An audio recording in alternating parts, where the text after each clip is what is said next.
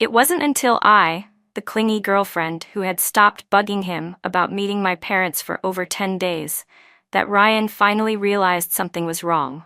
He abruptly left his secretary's side, pulled out his phone, and started dialing my number frantically. But no matter how many times he called, he couldn't get through.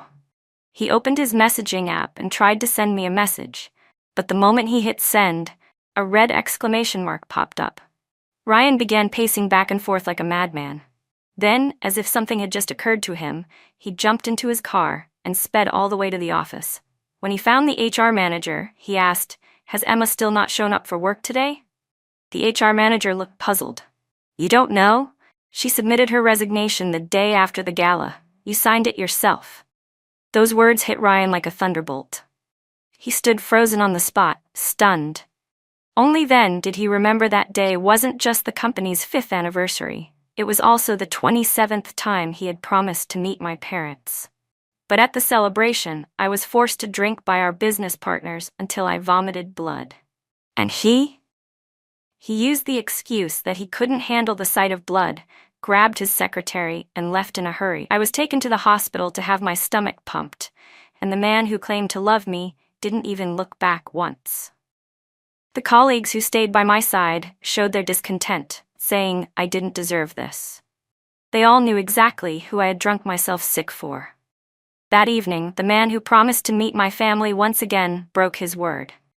Outside the hospital, just as I was about to get into a car, a hand reached out and stopped me.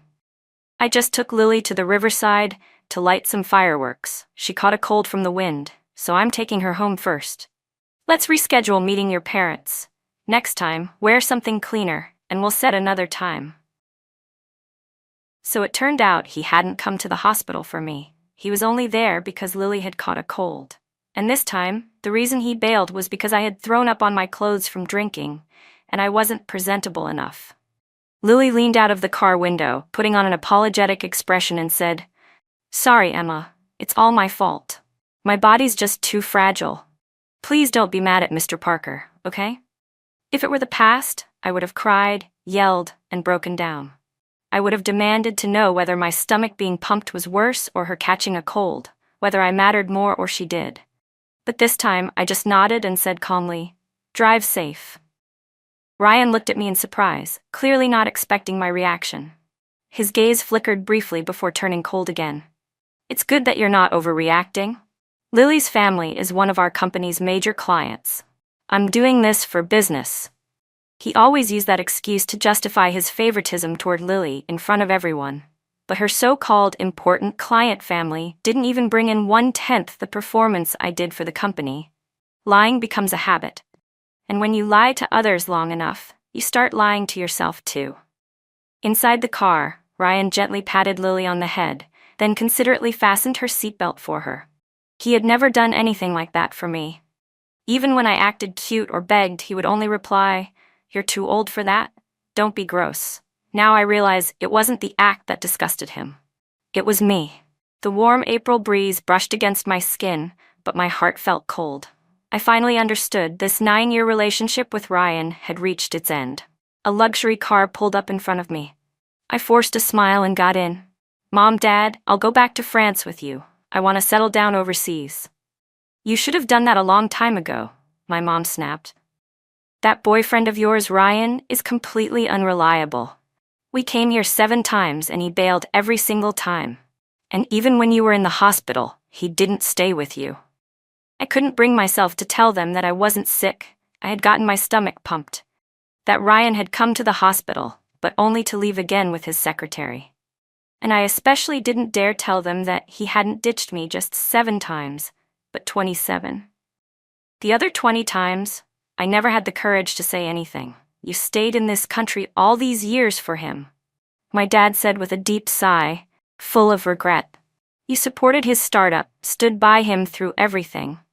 I thought you two would be like your mom and me, build something together, get married, have kids. But it's been 9 years. Maybe it's time to let go. How many 9 years does a person get?" Yeah, I gave Ryan the best 9 years of my life. But the truth was undeniable. He was just a passerby in my life. And no matter how important a passerby may seem, they're still just passing through. He was never going to be the one who stayed with me for a lifetime. When the car stopped in front of our house, I said goodbye to my parents. I wanted to say a final farewell to Ryan alone. The house was unusually quiet, completely empty. I opened my phone and saw Lily's latest post. "Thank you, Mr. Parker, for the porridge. It was amazing. Best gift for my 1-year work anniversary." In the picture, Ryan was wearing a brand new bracelet as he gently fed Lily spoonfuls of porridge. My heart twisted in pain. Those hands that once made porridge just for me now belonged to another woman. Suppressing the bitterness inside me, I slowly untied the red string bracelet I had worn on my left wrist for 8 years. The next morning, I was awakened by some noise before I even got out of bed. It was Ryan. He had returned. After taking a shower, he walked out of the bathroom and, seeing I was awake, explained casually, "Lily wasn't feeling well last night, so I stayed over on the couch at her place. That's why I didn't come back." I looked up at his left wrist. The new bracelet was back on. Ryan glanced at me with a guilty look, then quickly switched to a defensive tone. "Lily was thankful I took care of her yesterday. She wanted to give me something expensive, but I didn't take it. This bracelet, she made it on a whim. I didn't want to offend her by refusing. It's nothing valuable." "You're not jealous over a bracelet, are you? Was it that hard to refuse? Or was he simply unwilling to?" I didn't want to argue. I just pulled open a drawer and handed him the resignation letter I had already prepared. "Ryan, can you sign this?" He reached for it and asked, "What's this?" But just as he was about to look at the resignation form, his phone rang, the custom ringtone he had set for Lily. He quickly picked it up. "Mr. Parker, hurry up. I'm already downstairs." Her cheerful voice rang clearly from the other end. Ryan responded with a short "coming," then rushed to throw on his clothes and head out. As he walked past me, he noticed I was still standing there watching him. With visible irritation, he snatched the resignation form from my hand and signed it without even glancing at it. "Don't bring work matters home anymore." Just as he stepped out of the bedroom, he turned back and tossed his dirty laundry at me. "I've got a meeting outside today. Won't be going into the office. Wash these clothes for me. I need them tomorrow. I'll bring you a gift tonight." Then he left without another word. All those clothes had been chosen by Lily. I had once picked out a set for him too, but he'd dismissed my taste as tacky and stuffed them into the back of the closet to collect dust. Not long after, Lily bought him a nearly identical outfit, and now that's his favorite thing to wear. Maybe it wasn't about the clothes. Maybe it was just about who picked them.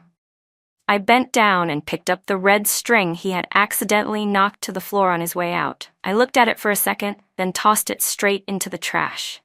That afternoon, I submitted my resignation letter to the HR manager. She looked at me in panic.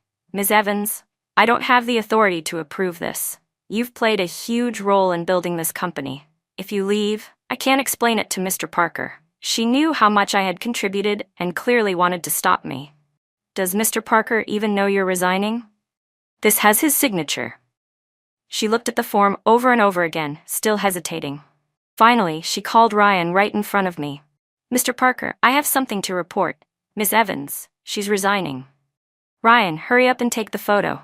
I've been waiting forever." Lily's voice came through loud and clear from the other end. Ryan responded to her, then spoke into the phone. "If she wants to resign, let her. Don't ask me." And then he hung up. The HR manager sighed deeply and reluctantly signed off on my resignation. As I held the approved resignation form in my hands, a notification popped up on my phone. Lily had tagged me directly in a new post. "Thank you, Ryan, for taking me to the amusement park and for snapping such pretty pictures of me. Mwah." Her little act of provocation couldn't have been more obvious. I didn't respond. Just as I was about to close the app, another message came in from Ryan. "I promised Lily yesterday I'd take her out. Gotta keep my word.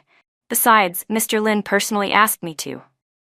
It's perfect for the Lin family's business event. Don't misunderstand. Just set a time with your parents. I'll meet them tomorrow." He had promised to meet my parents 27 times, and each time he broke that promise. Yet someone else asked just once, and he showed up. Now he was bringing up meeting my parents for the 28th time. But I no longer wanted him to. That evening, as I was packing my things, Ryan came home earlier than usual. He spotted the suitcase beside me and narrowed his eyes. "You going on a business trip?" I nodded lightly without saying a word. "Where to? How come I didn't hear anything about it?" His eyes scanned the messy room, and he looked uncomfortable. In the past, no matter how tired or busy I was, I always made sure to tidy up the place exactly how he liked it. But now, something felt off to him. He looked around in frustration, and then his gaze landed on my left hand, where the familiar red string was now gone. He froze, then suddenly grabbed my wrist. "Where's your red thread?" I pulled my hand away and answered flatly, "I lost it." That red thread was something we got together when we knelt at the temple of the matchmaker on our 1-year anniversary. He knew how much it meant to me. Ryan's expression softened a little. "It's fine. You wore it for so many years anyway. No big deal if it's gone. I'll get you a diamond one next time." He clearly misunderstood what I meant and didn't catch the weight behind my words. He reached into his pocket and pulled out a small gift box. "I remembered I said I'd get you something. Here, do you like it?" I glanced at it. It was a souvenir he bought earlier that day at the amusement park with Lily. Ryan smiled, clearly impatient but still made the gesture. It surprised me. He never bothered with gifts before. I looked at him, confused. Then he hesitated, seeming unsure of how to start. "Could you give up your office for Lily? I want to promote her and give her a private office, but she said the one we picked was too far from mine. She'd rather use yours. It's a bit small for you anyway, but it's just right for her." I laughed bitterly inside. So that random little gift had already come with a hidden price tag. "Sure," I said calmly. "I'm leaving anyway. You can give her whichever office you want." You're okay with it?" Ryan clearly hadn't expected me to agree so easily. He looked at me, surprised, a flicker of confusion in his eyes. "Lily's always admired you," he added, as if trying to make it up to me. "And now, seeing how reasonable you are, she'll probably like you even more." Then, almost as if trying to patch things up, he said again, "Go ahead and contact your parents. I'll meet them with you." But we were leaving tomorrow. Just then, Lily called again. Ryan looked at the screen, hung up, and gave me a slightly guilty look. She twisted her ankle, said it hurts a lot. Her dad's on a business trip and she's his only daughter. I can't just ignore her. He grabbed his coat and was heading out the door but paused to look back at me. "If you mind, I won't go." I smiled faintly. "I don't mind. Go ahead." Hearing that, Ryan looked relieved. "I'm glad you understand. I'll be back tonight. Just text your parents and set a time. 3 o'clock tomorrow, okay? No matter what happens, I'll be there." But Ryan never came home that night. The next morning, the private car my parents arranged had already arrived at the door. I had cleared the house of anything that belonged to me and rolled my suitcase to the car. Just as I got in, I saw Lily's newest post pop up, and she had tagged me again. The first photo was the nameplate on an office door, with her name enlarged and centered. The second photo was of Ryan having dinner with Lily and her parents. Meeting the parents. Success in love and career. What more could a girl want? And just like that, a message from Ryan came through. "Something came up last minute, let's cancel the meeting for now." I whispered to myself, "It's fine. We were never going to meet anyway. No need, Ryan, I've already resigned. I'm flying to Paris. After today, we won't be seeing each other again." I sent him one final message, and was about to turn off my phone, but the chat window, which had been silent for so long, suddenly started buzzing uncontrollably. His texts came pouring in like a flood. If this had happened before, I would have been over the moon. Ryan barely ever texted me. A bombardment like this, good or bad, would have made me happy. But now, none of it mattered. I blocked and deleted his number, shut off my phone without hesitation, picked up my suitcase, and boarded the plane. After arriving in Paris, I joined a new company arranged by my parents. I had expected to face rejection, maybe even suspicion of nepotism. But instead, I was greeted with warm enthusiasm. "You're that Emma Evans who beat Leo back in college? I can't believe our company managed to recruit you. Emma, you have to sign something for me. It's been years. Where have you been all this time? I've been waiting forever for your next design. You just disappeared. I thought maybe you'd gone into hiding in the mountains or something." One of my coworkers was just saying this when Leo gently tapped their head. "Watch your mouth," he said, then turned to me and extended his hand. "Welcome aboard, Emma." I froze for a second, then softly shook his hand. I used to be a fashion designer with real talent. I had earned numerous awards and accolades. If it hadn't been for Ryan, if I hadn't stayed to support his career, my life might have turned out very differently. But thankfully, it wasn't too late. Under Leo's lead, the company even held a welcome party for me. Here, I was no longer just the woman behind Ryan. Here, Emma Evans belonged to herself. Here, I succeeded on my own terms. After a few rounds of drinks, my phone started vibrating again, non-stop. Most of it was from Ryan, trying to reach me through any channel that wasn't blocked. "Emma, when did you start playing these childish games? I told you I had an emergency. Why did you have to drag me off to meet your parents at that exact moment? We're gonna get married anyway. Was that drama really necessary?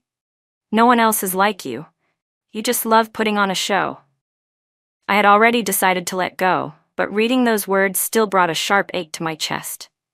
All these years of love, what a waste. He was the one who insisted on meeting my parents. But somehow, keeping his promises to Lily was easy.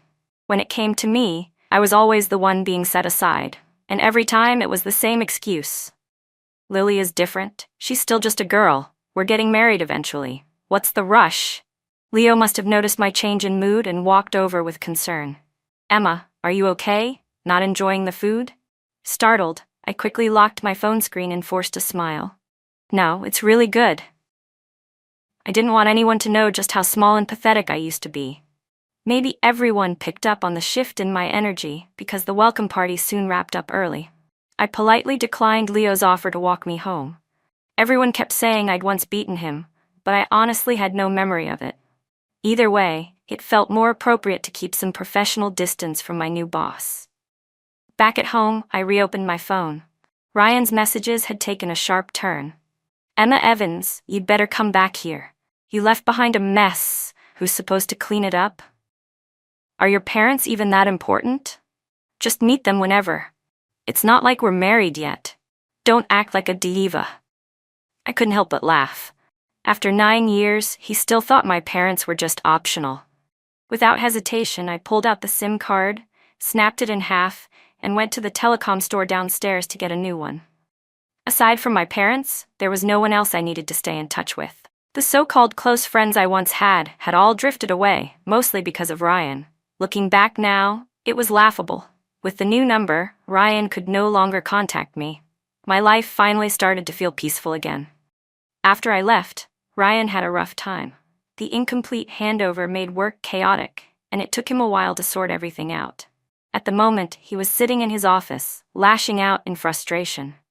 "How is it that the moment Emma Evans leaves, all of you turn into useless idiots? Can't do a damn thing.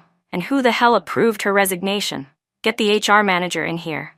Ryan was fuming, and even Lily didn't dare provoke him. The HR manager nervously explained how I had resigned that day. Step by step, Ryan's heart sank. That day, he'd been busy taking Lily to the amusement park. He hadn't paid any attention to what the manager said. Now regret was all over his face. "Emma Evans, don't think that just because you quit and blocked me, I won't be able to find you." A wave of panic hit Ryan. He had always believed that no matter what he did, I would forgive him. When we were younger, I'd still throw little tantrums, and he'd coax me patiently. But every time I saw his eyes bloodshot from working so late for the company, my heart would ache. I stopped crying. I stopped complaining. I stopped asking for anything. I did everything I could to be the perfect woman behind him, so he could focus entirely on his career, without worrying about me. And it was because of that. Ryan began to change. Maybe I was wrong all along. I shouldn't have bent over backward just to accommodate him. Lily stood by silently, too scared to speak. After a while, she finally opened her mouth in a timid voice. "Ryan, don't worry, I can be just like Emma. I can do just as well. Let me take her place. I can handle it." Ryan almost laughed out loud. He knew exactly what Lily was capable of or not capable of. But after a pause, he still went ahead and gave her the title of vice president. And made a big show of it in the media. Even in faraway Paris, my colleagues heard about it. I never tried to hide my past, and soon enough everything about me and Ryan was dug up. Emma was with him for 9 years. And this is how he treats her. He literally insulted her in front of the media. She gave so much to that company, and in the end he had the nerve to say she wasn't even qualified. The side chick got promoted. Disgusting. Don't be sad, Emma. A guy like that isn't worth your tears. I smiled helplessly. He's just an ex. Not worth all this drama. But the truth was, Lily taking my place didn't even surprise me. I still knew Ryan. This was just his way of trying to make me come back. To stay by his side, I, a fashion design major, had pushed myself to study finance and business. After years of hard work, I earned the position of vice president. I became his most trusted partner. That role, I fought tooth and nail to get. And now, he handed it to someone else with barely a thought. Did Ryan really think I still cared like I used to? When we were younger, he used to do this all the time, give the things I cared about to others on purpose, just to make me jealous. Once I got upset and went to him about it, he'd sweet-talk me or give me some reward. Ryan always played games like that. He thought it proved I cared, that I loved him. But I don't love him anymore. That position, he can give it to whoever he wants. And from now on, I won't be the one standing by his side.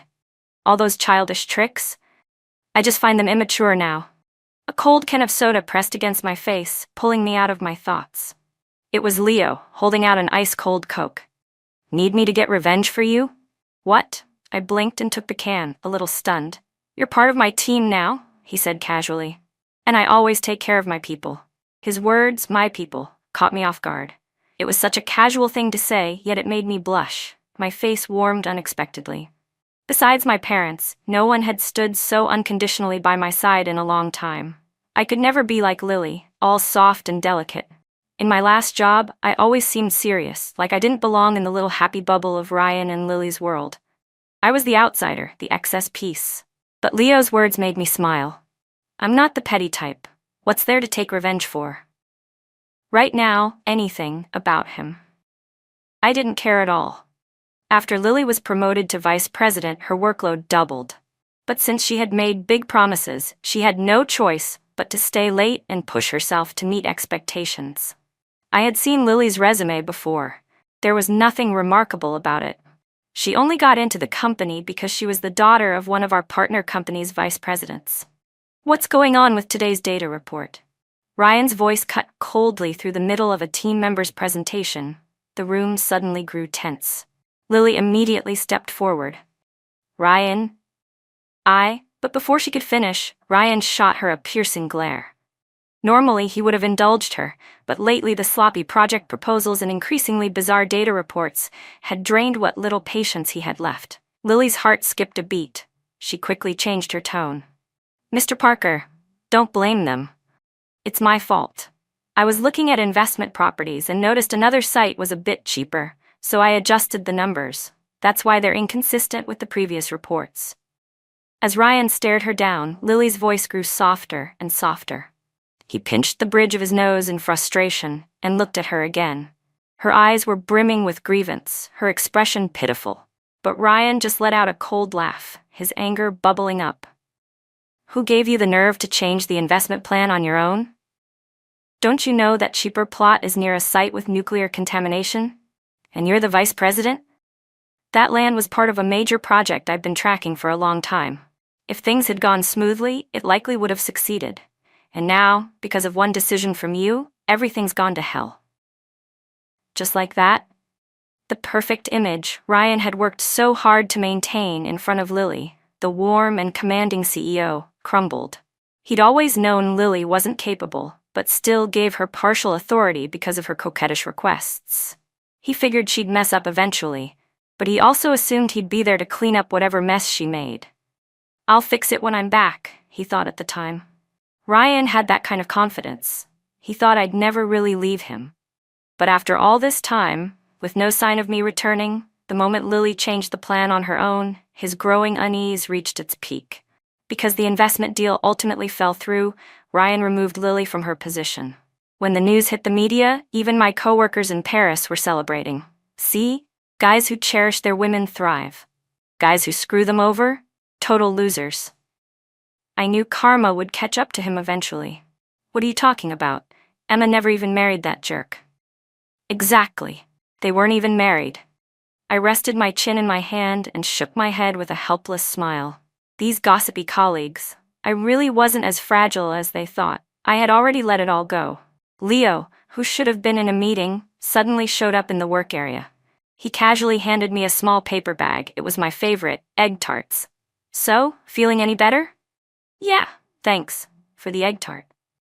Some of the colleagues nearby gave me exasperated looks like I was hopeless. I blinked in confusion. What was the big deal about an egg tart? Then Leo's assistant, apparently unable to hold back, finally spoke up. Emma, Leo's been pulling all-nighters these past few days just to defend you. He even ended up in the hospital on an IV for 2 days, and when we offered to help, do you know what he said?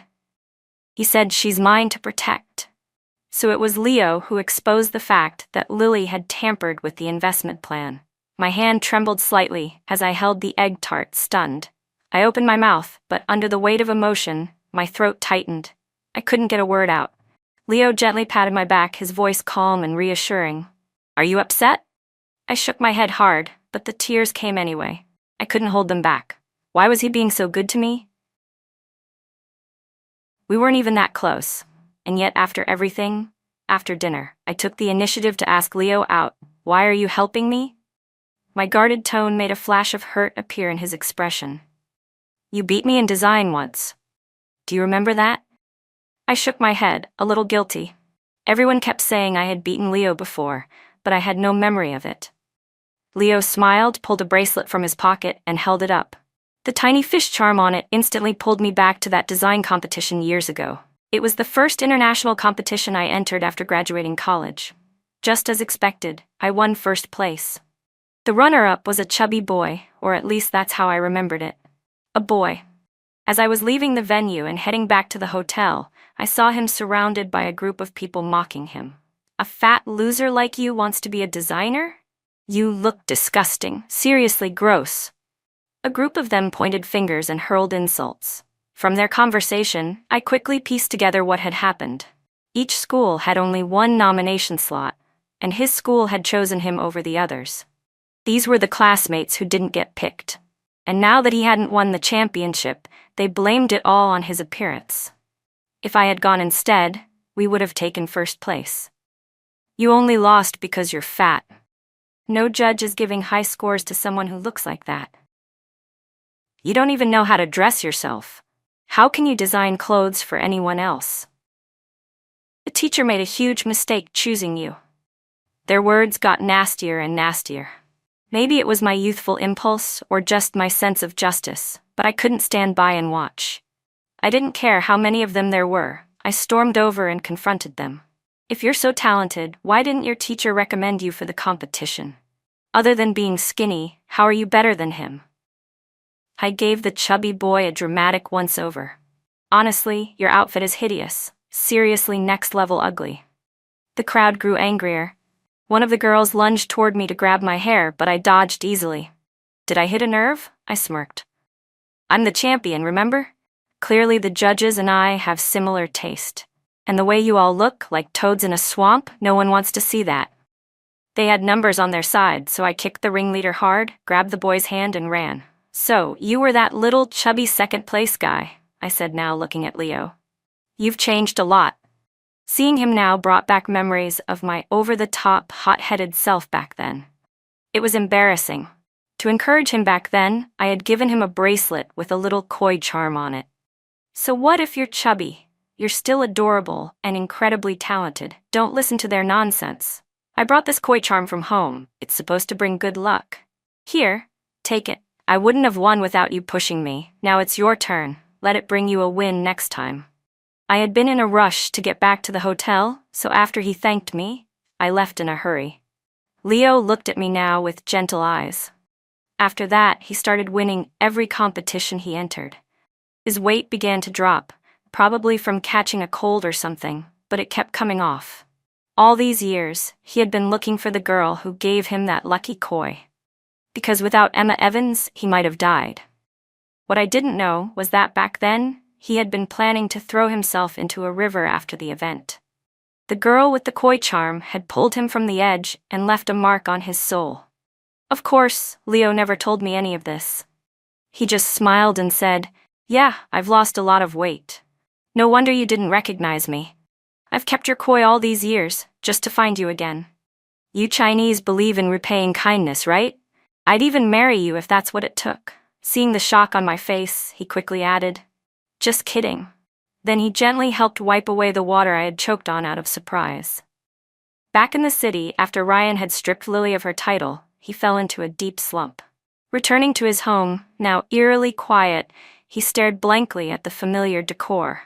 I hadn't moved a single thing. Every object there still held traces of Ryan.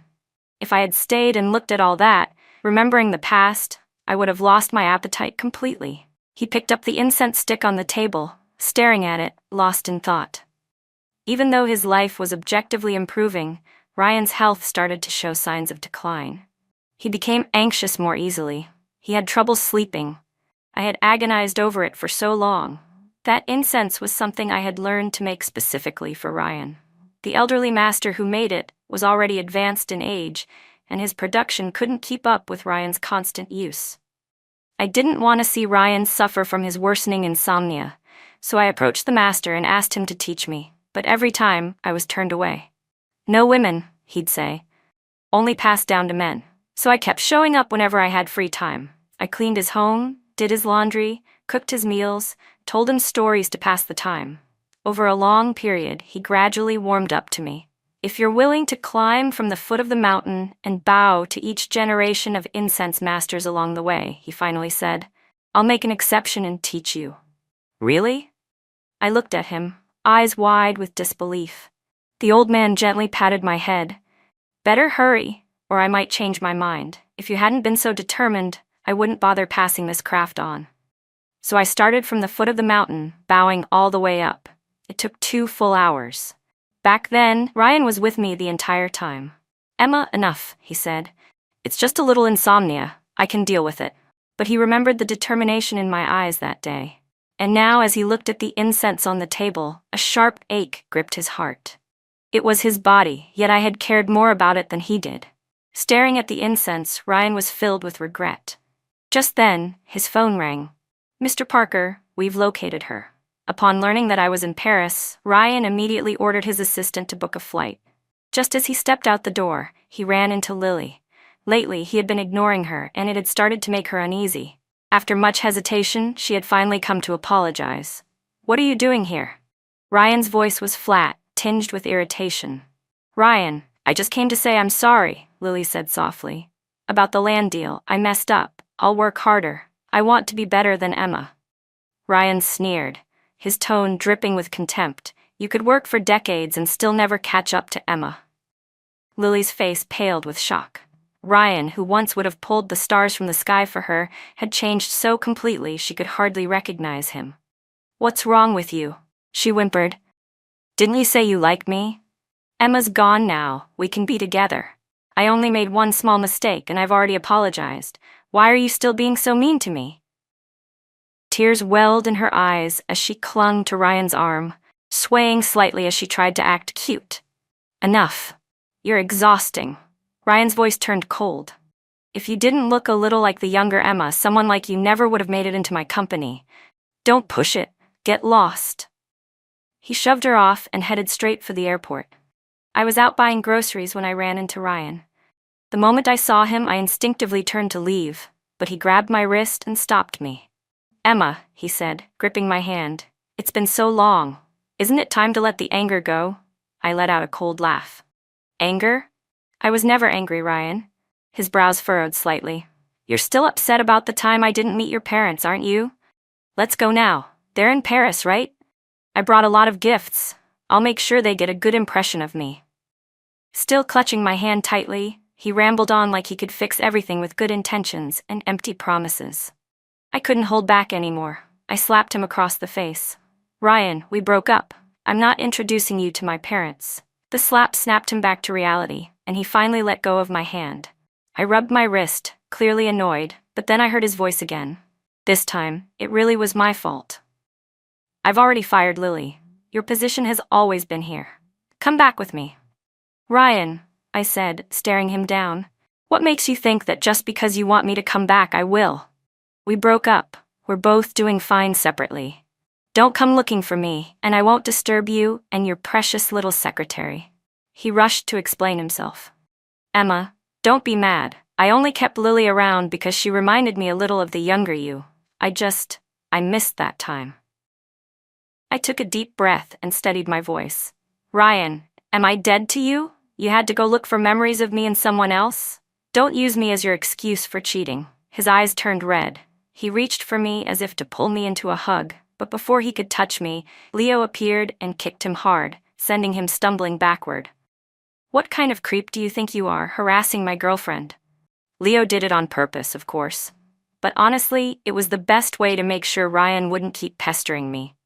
I leaned into Leo's arms naturally. Ryan picked himself up, complete disarray, his face filled with disbelief.